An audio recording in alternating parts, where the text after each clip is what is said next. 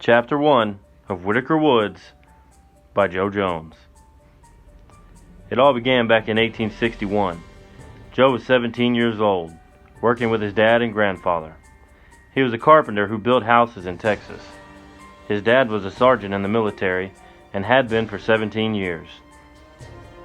He had won many awards and medals, and Joe was very proud to have a father such as David. After Joe's grandfather died in 1862, his father David fell into a deep depression. David and his father, Ronald, were very close, being that they had worked together all of David's life. Joe still lived with his parents in Lubbock, Texas, in a house him and his father had built. The family business really went downhill after his grandpa died and money was tight. This stressed David even more. In the summer of 1863, his father broke under the pressures of life and took his own. After burying his father, the business was completely shut down. Joe didn't have a permit to build houses nor enough experience, so he signed up for the Texas State Guard in December of 1864. It was a long, cold winter. Abraham Lincoln was president, and the Civil War had just begun. On the battlefield, Joe was a warrior, fighting to the death with the Yankees.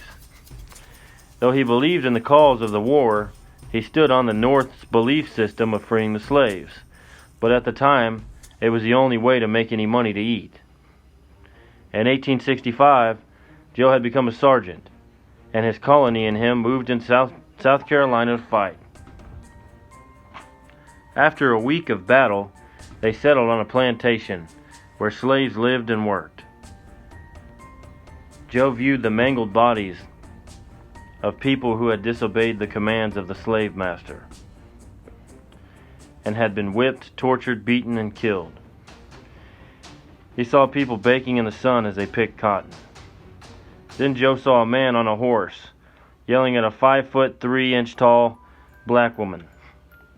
The woman yelled back and he hit her in the mouth with the butt of his gun, busting her lip and knocking her to the ground.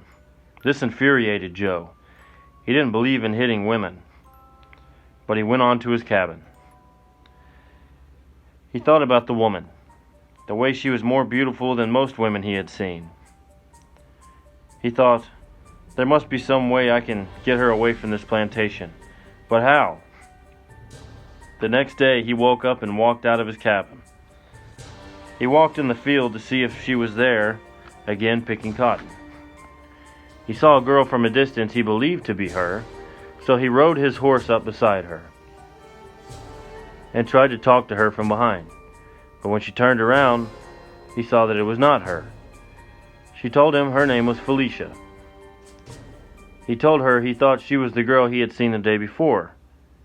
As he described her, Felicia told him that the woman he looked for was her sister, named Tabitha, and that they had been on that plantation for 9 years, ever since the Ku Klux Klan had burned their house down and hanged their father.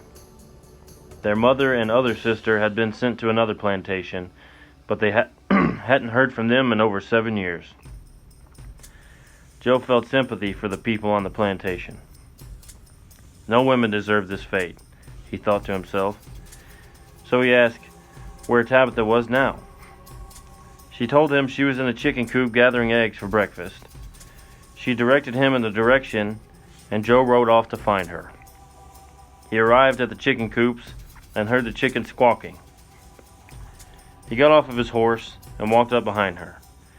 "Excuse me, ma'am." "Ah!" she screamed. "I'm sorry I'm taking so long. Please don't hit me.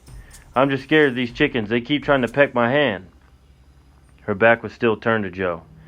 "I'm not going to hurt you," Joe said.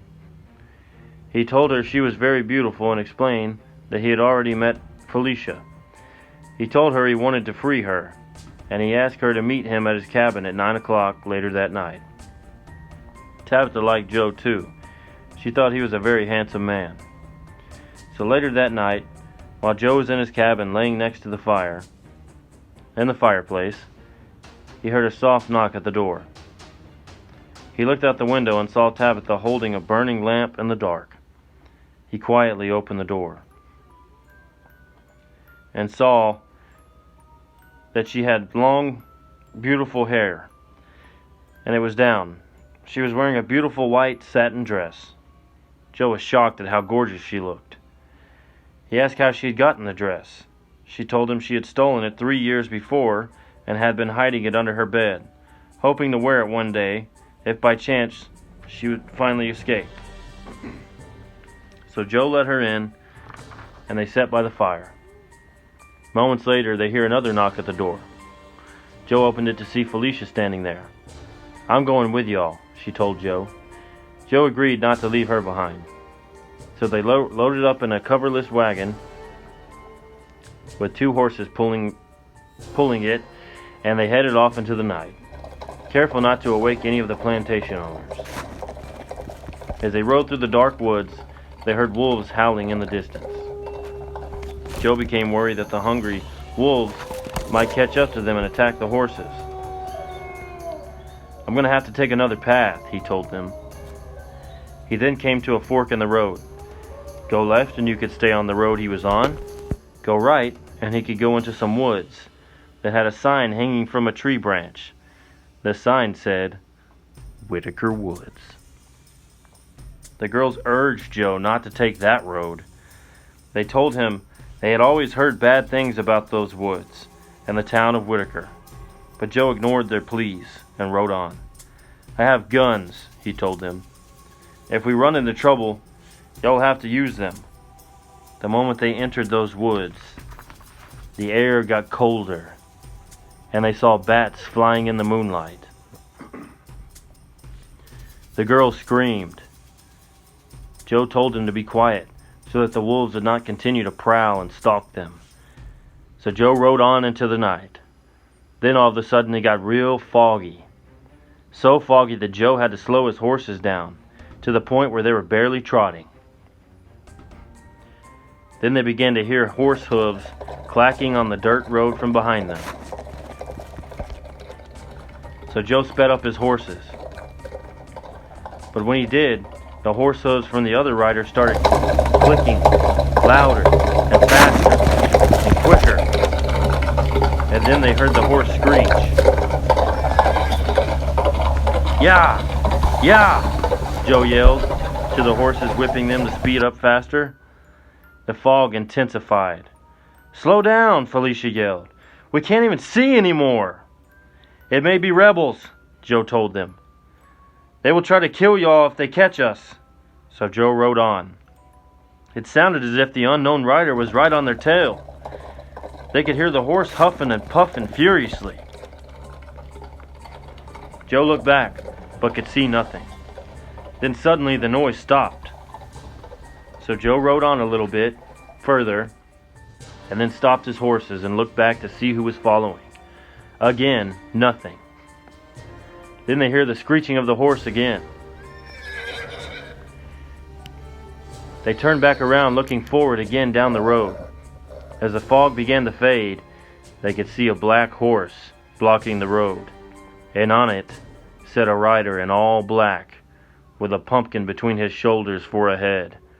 The girls screamed as the rider kicked the horse into full sprint towards their wagon. "Hand me the rifle out of the back, now!"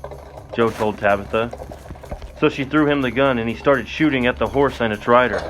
But the bullets seemed to go right through them. Then Joe's rifle jammed. So he turned his wagon around and commanded the horses to run as fast as they could in the other direction. "It's the headless horseman!" the girls screamed. "We've heard all about him!" Joe instructed the girls to grab the other rifles and shoot the son of a bitch. So they began to shoot at him. And again the bullets did nothing. The headless horseman galloped even closer. He then took the pumpkin off between his shoulders, revealing that he truly was headless. Then he threw the pumpkin at Felicia, but it hit the back of the wagon, bursting onto everyone. The girls continued to shoot at him. Then the horseman pulled out a long sword and rode up beside Joe's wagon. He began to swing the sword at the girls, slicing Tabitha's dress. She screamed, and leaned into Felicia to fall away from the killer, to back away from the killer. He rode closer up beside Joe, swinging his sword and cutting Joe's shoulder. "Joe!" Tabitha screamed. Then the horseman took his long sword and threw it into the spokes of the wagon wheel, causing the wagon to stop abruptly and flip, throwing Joe and the sisters out. As they got to their feet, they saw that the horseman rode off into the darkness. Joe asked the girls if they were okay. Tabitha was fine, but Felicia had scraped her knee pretty bad. So Joe ripped off a piece of his shirt and wrapped it around her knee to stop the bleeding. "But Joe, what about your shoulder?" Tabitha asked. "I'll be fine," Joe replied. Joe's horses had ran off, with the wagon still attached. But as a result of the wagon flipping, 2 rifles had been thrown out, so Joe picked them up and handed one to Tabitha. "Don't I get a gun too?" asked Felicia. "Of course," Joe told her. So he pulled out a revolver from his waist belt and handed it to Felicia. "Sweet, I like this gun better anyway," she said, as she aimed it into the woods. They then began walking down the dirt road, cautiously looking out for the horseman's return. Joe explained to them that they needed to find shelter, and fast. He told them it was about to rain, judging by the clouds, the lightning flashing in the distance, and the distant sound of rumbling thunder. And then it did begin to rain, so Joe and the girls began to run looking for shelter. The 2 sisters screamed and cussed about the weather. Finally, they came across an old abandoned-looking plantation house in the distance, but it was so dark and rainy they could only see it when lightning flashed and lit up the purple sky. Joe got to the front door and started banging on it, hoping someone would answer, screaming, "Hello! Is anyone in there?" When no one answered the door, Joe used his foot to kick the door in, rushing the girls indoors to get them out of the raging storm. They looked around the house, seeing cobwebs every time lightning flashed and lit up the front room. Then, as the thunder cracked very loud,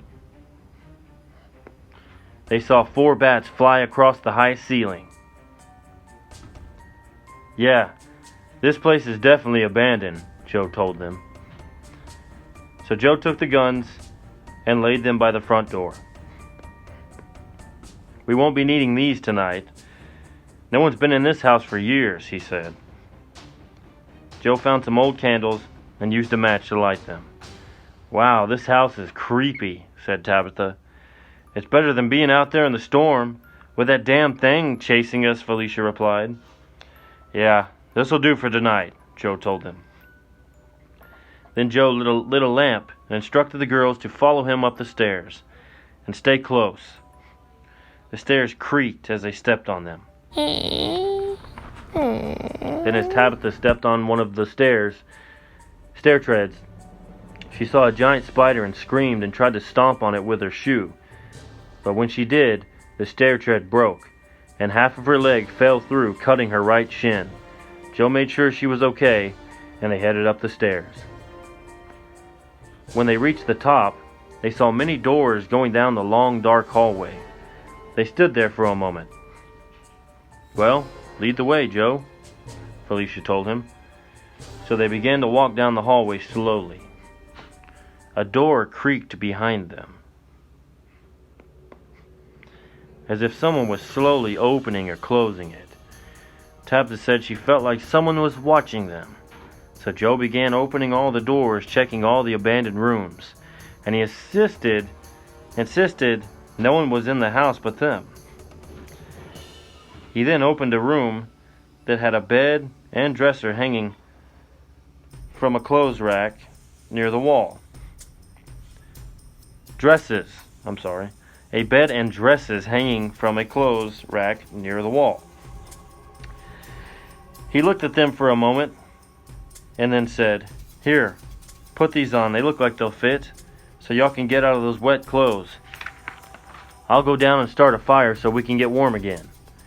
He left a candle by the bed for them to see. He walked out of the room, but Tabitha walked down in the hall with him. She leaned in and kissed him and told him, "I really appreciate you getting us out of that plantation. But we're really scared here. I mean, what if that horseman comes back? We couldn't even kill him." "Don't worry," Joe said. "I'll protect y'all." And with that, he treaded back down the stairway. So he went to the fireplace and knelt down beside it. He saw there was new wood laying in the fireplace as if someone had just placed it there. So he lit a match, and the wood began to crackle and burn. Then, out of nowhere, a bat came flying down the chimney and flew out of the fireplace towards him. "Whoa, shit!" Joe yelled as he jumped back. Joe caught his breath and then sat down on the floor and took off his shirt and hung it up on the mantel over the fireplace to dry. As he sat there gazing at the fire, the front door suddenly blew open as a result of the raging storm. Leaves and rain blew in through the doors. Joe jumped to his feet, rushing to the doors and slamming them shut.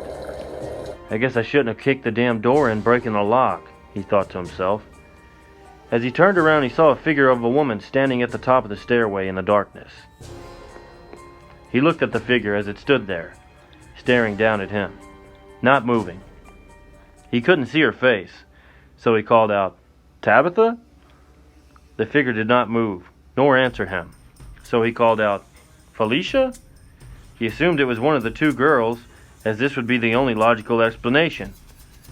The figure then began to make its way down the stairs towards Joe. As she got halfway down the stairs, she stopped and pulled a candle from a holder on the wall. She lit the candle and then slowly lifted it to her face to reveal who she was. "Oh, I'm sorry, I didn't know anyone lived here," he told her. It was another black woman, very beautiful, with long curly hair and blood-red lipstick. "It's okay," she told him. "I figured y'all were seeking shelter from the storm." He told her his name, and she told him her name was Ariela. She told him she lived there with her two sisters and a man whose name was Dr. Ariela. She told Joe that Dr. Ariela was a white man as well. "Are you his slave?" Joe asked. She laughed sarcastically. "Do you see any donkeys and plows here, or cotton growing?"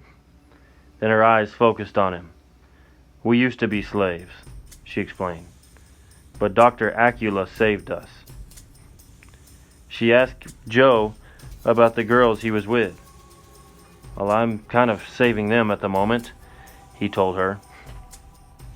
She told him her sisters were in the basement, where they had all been, taking shelter from the storm.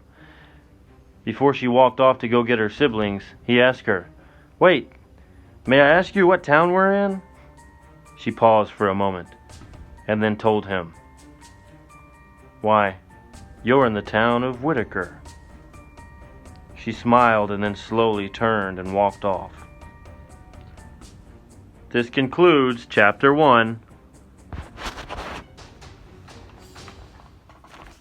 of Widicker Woods.